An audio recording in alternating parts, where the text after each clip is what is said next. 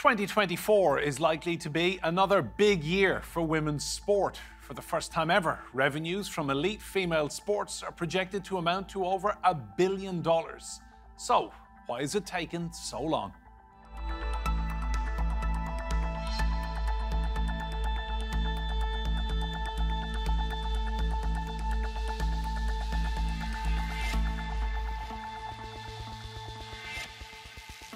Hello and welcome to Roundtable. I'm Enda Brady. Now, commercial and critical successes in World Cups, Olympics, Test matches have shown that people will pay to watch women's sport. Is this the turning point from niche observers to mainstream attention? Women playing football in England to a crowd of 53,000 spectators. This is 1920. It would take more than 100 years to fill a similar-sized venue. Watching England women's team play 10 years ago in front of probably 2,000 fans to now a sold-out stadium at Wembley. I've also seen the progression that's happened in the last 10 years in the women's game in England. So there's no reason why not just football, but other sports can't follow that over this time. Football, aka soccer, is the most popular women's sport. Surpassing the $1 billion mark will come from commercial, broadcast, and matchday revenue. The main driver for making money? Investing money. Investment leads to professionalism of the game, making it a viable career path, which means more investment at grassroots levels and eventually higher standards. But there are still major obstacles to overcome. Spain's World Cup win was marred by a non-consensual kiss. A sexual abuse scandal rocked the US gymnastics team, while pay and prize money between genders varies significantly. We're routinely used to dealing with systemic misogyny, bullying, and behaviour that has been pretty normal for a large part of the football public. But top athletes take the game to the next level. England player Chloe Kelly's World Cup penalty kick was faster than every men's kick in the Premier League, peaking at 111 kilometers an hour. With the right support, what record will be broken next? Well, let's meet our guests. Joining me from London is Kelly Cates, who's a sports broadcaster and journalist. Also in London, Louise Mansfield, a professor of sport, health and social sciences at Brunel University. And from County Wexford in Ireland is Michelle O'Neill, who's a FIFA international assistant referee. Welcome to Roundtable, ladies. I'll come to you first, Kelly. What has gone right in recent years? Something really seems to have clicked on every aspect for women's sport. I think if I start first in the UK, which is where I'm based, I think what's happened is there's been success for the women's football team. I think that's basically what's driven it. It's what's driven increased interest in the game, and then that in turn creates a sort of virtuous circle where people are more interested. There's more investment, there's more sponsorship, there's more coverage of the games. They get moved to bigger channels, and then that starts to increase the investment and increase the levels again. But this is something that we're seeing not just in traditionally male sports, which football is in the UK, but also in things like netball as well. And it's not just happening in the UK. It's happened with women's football or women's soccer in the States. It's happening with women's basketball in the States as well. So I think there's not just an increase in the levels that women are reaching, but it's also that women are supporting women, and that there's a huge fan base there that hasn't really been tapped into properly in terms of sport. And I think what they found, I know this for football in the UK, they found that it's a very different audience who are watching women's football than are watching men's football. There isn't much crossover really, certainly not a significant crossover. So now they found this untapped resource that they can access. I think it can only get better. Louise, would you go along with that? Do you think that this is all being driven by really successful teams like England's Lionesses and there's a knock-on effect? I think it makes a difference. I think those kind of successes are, as Kelly articulated, watershed moments that really make people sit up and recognise the brilliance that elite sports women have in their performance, their leadership and their governance. But I also think there's a long history of very hard work in the women's game to raise performances, often against odds, unpaid, in very difficult conditions.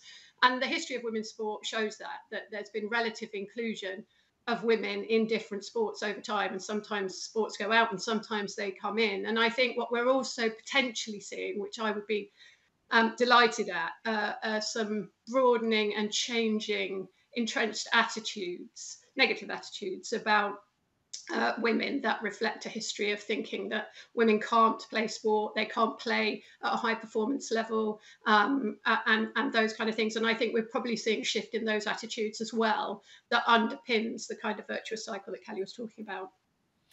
Michelle, the Women's FIFA World Cup of 2023 went down in history as the greatest ever. The quality was superb.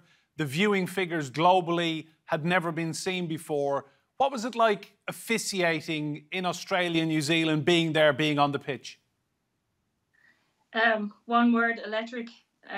You know, to be there physically on the ground, on the pitch, and looking up at the atmosphere and looking up at the fans and being submerged in this whole different kind of ball game that wasn't there 4 years before. It was only starting 4 years ago. But like the double the amount of viewership, double the amount of spectators, records were being broken. It was more visible. So, I mean, to be actually standing there, being part of it and just being one person part of it was just huge in terms of you could feel the atmosphere, you know, compared to knowing what it's like, but feeling the atmosphere, being part of it and knowing that this is just the start again of another huge thing with women's football. And Michelle, on a personal level, what did it mean to you, all the years of training, coaching, learning, refereeing games, getting to the absolute pinnacle at the World Cup finals? Oh my God. I mean, to build on 2019, I was there in the Women's World Cup final game, USA and Netherlands, and to come back and to persevere again for another 4 years, to top that again, to be part of it. I wanted to be there, to be part of the change, because I knew the growth was huge, and to be resilient and to come back and to push again and to learn more. And, you know, knowing that I wanted to be there as part of the FIFA Team 1, the referees team, that was a growth in itself. And to be there at the last third place final and to be among that crowd with Australia and Sweden, it was just unbelievable. I have no words really, and all I can say is that if you're out there, you have to be part of it. You have to experience this because it's just huge. It's bigger and beyond what I even dreamed about. Kelly, there was an incident at the very end of the final when the trophies were being handed out and the medals, involving the Spanish player Jenny Hermoso and Luis Rubiales, who at the time was the boss of the Spanish FA, the infamous kiss incident. In a strange way, do you think that kind of helped highlight some of the injustices and prejudices and difficulties women in sport have experienced over the years? Yeah, I think it certainly highlighted it. I think also what it highlighted is that Jenny Hermoso became the focus of a lot of unwanted attention due to something that was completely out of her control and that she had no responsibility for. So I think it also highlighted the fact that women can find themselves in an unwanted spotlight because of the actions and the wrong actions of a man in a position of power. So I think that was highlighted as well. I think if we want to take positives from the situation, I think the way that eventually it was dealt with by the Spanish FA, and eventually the way and the consequences that have come down on Rubiales have been slightly encouraging. The fact, yes, it still happens. The reaction to it was largely encouraging and largely supportive of Jenny Hermoso, and I think that the consequences for Rubiales have been relatively severe. Louise, what was your take on that kiss incident? I mean, there was a lot of understandable anger, but at the same time, you know, the positives have far outweighed that by now. Yeah, I mean, I'm not sure I'd like to speak of it as a positive, but I think what it does reflect, and quite rightly, things have been done about this, the kind of unconscious bias, the legacy of the way that women are thought about in society and in the wider culture, but also definitely in sport. You know, sport has developed as a male preserve historically, and the fights that women have had and still have now, despite all the successes, for being recognised and valued for their own performances, are reflected in acts like that. The fact that some people thought nothing was wrong with it is problematic in and of itself. And I think that there are lessons from it. I think that's how I would put it. Because in terms of the sustainability of the successes of women's sport that we're seeing, one of the key things that I think has to be thought about is good governance, where governance of all types is free from any kind of abuse, and safeguarding issues where women are concerned in sport. And we know that there are lots of examples where safeguarding issues have certainly not been attended to around all sorts of abuse behaviours. So I think there are lessons to be learned from that incident. And some of them were learned quite quickly. I think there are still ones to be addressed around the whole way in which women's sport is governed. Michelle, do you think a lot of brands around the world have looked at the success of last year's World Cup and thought we need to really up our game here? And I'm talking about, you know, massive companies like Nike, who initially said they weren't going to produce a female goalkeeper's jersey from the England team. And then when they eventually gave in and produced it, it has sold out. You can't actually get that jersey on websites now. Yeah, I mean, look, the sport has grown so much, and you know, again, it's the visual being out there, and the brands have to get on board. Everyone has to get on board. I mean, it's the time for women's football or women's sport in general. Actually, you know, being part of the female in sport movement now, it's just growing rapidly, and you can see that in the numbers. If you can't see that in the numbers, I mean, you know, people have to get on board with this. The backing is there. The national government bodies is there. I mean, FIFA's on board. I mean, UEFA and the FAI, that all of who I am part of. And they have to see it. It's the backing of the brands that's going to drive it forward. Do you know? And it's just a new age. It's everything is moving forward. And, you know, if you don't move forward with it, you'll be left behind. Kelly, how important are female role models in terms of growing sports? In Ireland, we have Katie Taylor, who is so famous and so successful. England's Lionesses are now household names. Marathon elite runners like Sifan Hassan. Female role models are driving this, aren't they? I'm going to start by using a very typically male phrase and say, as the mother of daughters, I think it's hugely important. I think that it's not just about, you know, women who aspire to becoming elite athletes or to having high profile roles in sport. I think it's something to do with, or it's to do with something that Louise mentioned earlier, which is challenging those traditional ideas of femininity and what a successful woman looks like and all the different ways that a woman can be. So I think that it's not just about, you know, women who want to be a lioness, or women who want to be a marathon runner, or women who want to be a FIFA referee. It's about women who want to make sport part of their lives. I was with a group of friends the other day at an event, and it was a five-a-side tournament. I don't play football, but there were mixed teams. But in those mixed teams, it was probably 95, 99% men, and women just don't have, in the same way that men do, that social aspect to sport, which I think is really important, and where I think women are missing out because there isn't the infrastructure to support that. So I think even on that level, I think it's crucial that we have these women who are very visibly successful in the areas of sport. Louise, that's a very good point, isn't it, about opportunity and facilities. I mean, there was a very successful ad campaign in the UK last year, This Girl Can, and they made the point that 2.4 million fewer women and girls than men and boys were actually enjoying sport or being able to enjoy it. Yeah, I think the key thing here is that for sustainable commercial success in women's sport, you need to think about all the dimensions of investment that are needed. And certainly you need to ensure that there's facilities and infrastructure development for women and girls, that there's support in the club system, that families, friends, communities are valuing what women and girls do in sport, so that you really think of success as multidimensional. I think the problem with investing in the top all the time is quite a weak model of sustainability.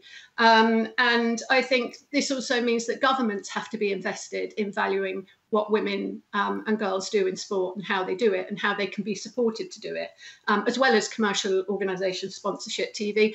And coming back to the issue of role modelling of elite successful sports women, it is so crucial that we hear their stories and their narratives. And I think that there's a really key role around digital communication that we can use creatively to support women and girls to take part and enjoy what they take part in.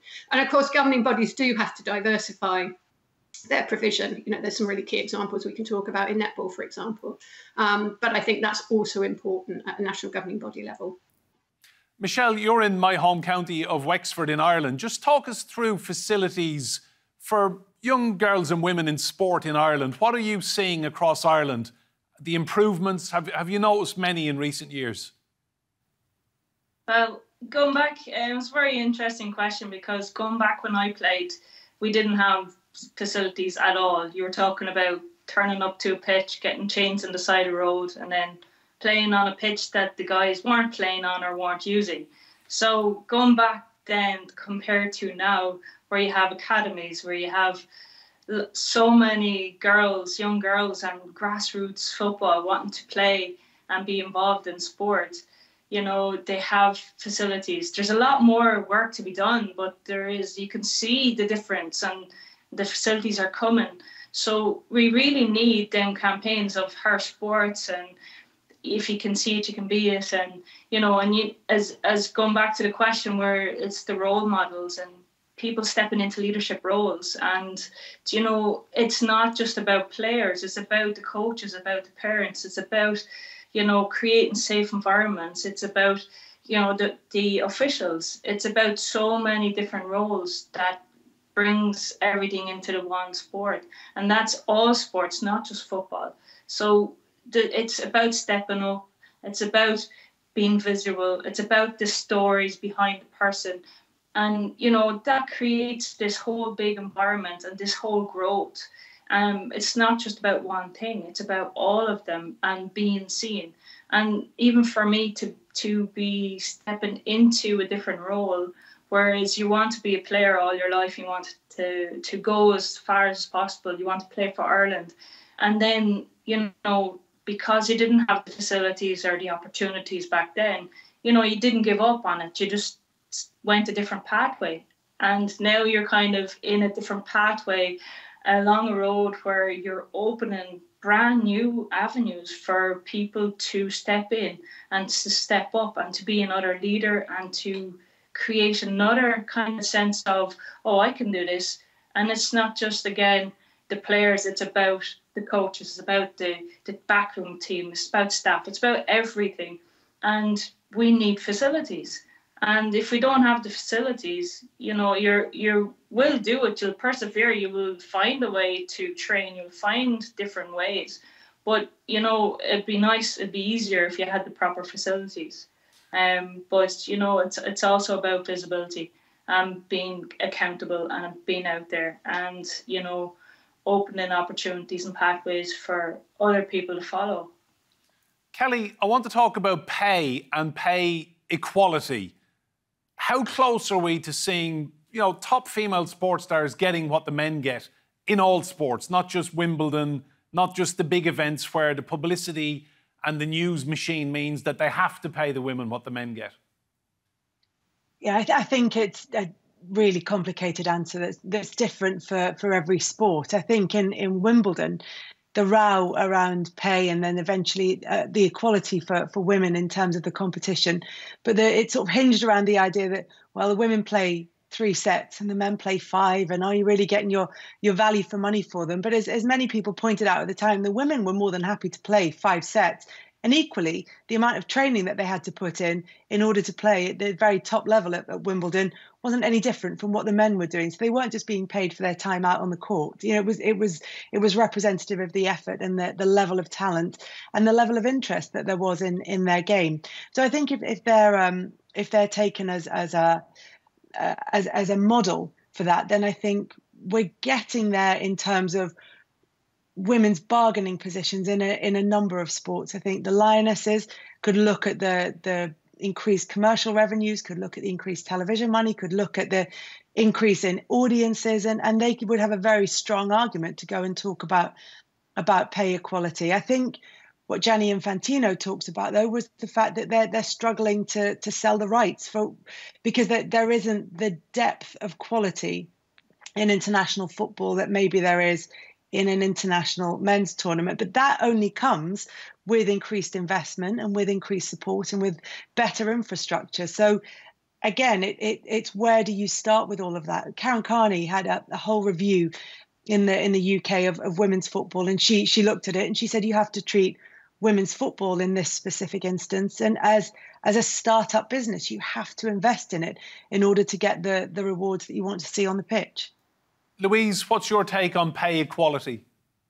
Yeah, I mean, I agree with everything that's been said, but I think one of the key things here is the question of ensuring that as many people who can make decisions and invest value women's sport, and they value it appropriately. And I think the wrong way to look at women's sport is as a direct comparison to men's sport all the time. I think we need to identify the unique selling points of women's sport and to promote those at every level, be that the quality of the officiating or the involvement of volunteers and the role of schools or whatever that is, and the involvement of government. We need all of those decision makers, all of those kind of stakeholders, if you like, valuing women's sport in an appropriate way and not directly comparing it to men's sport all the time.